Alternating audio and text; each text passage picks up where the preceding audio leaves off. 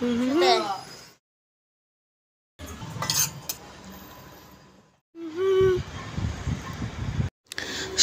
আকাশ দিয়ে শুরুবাত করলাম ভিডিও ব্লগটা। টুকি বাকি ব্লগে তোমাদের সবাইকে স্বাগত।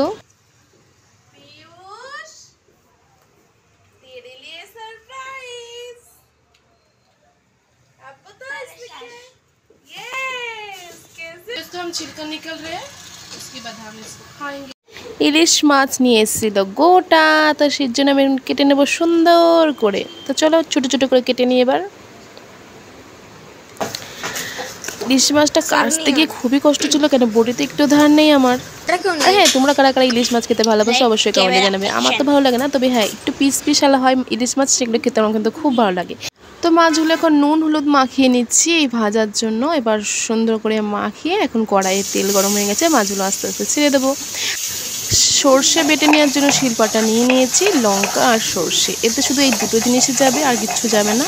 এবার সুন্দর করে মশলাটাকে বেটে নিয়ে এবার তুলে নেওয়ার জন্য একটা ছোট বাটিতে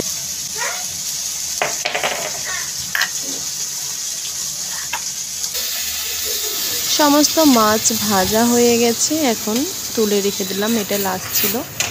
মশলাটাকে একটু হালকা কষিয়ে এবার মাছগুলো ভাজা মাছগুলো ছেড়ে দেবো এর মধ্যে, তাহলেই রেডি হয়ে গেল আমাদের ইলিশ মাছ। তো চলো এবার খাবারটা বেড়ে ফেলি, খেতে তো লাগবে, খেতে তো পেয়ে গেছে। আর হ্যাঁ, ভিডিওটা ভালো লাগলে অবশ্যই লাইক করে দেবে, কমেন্ট করে দেবে।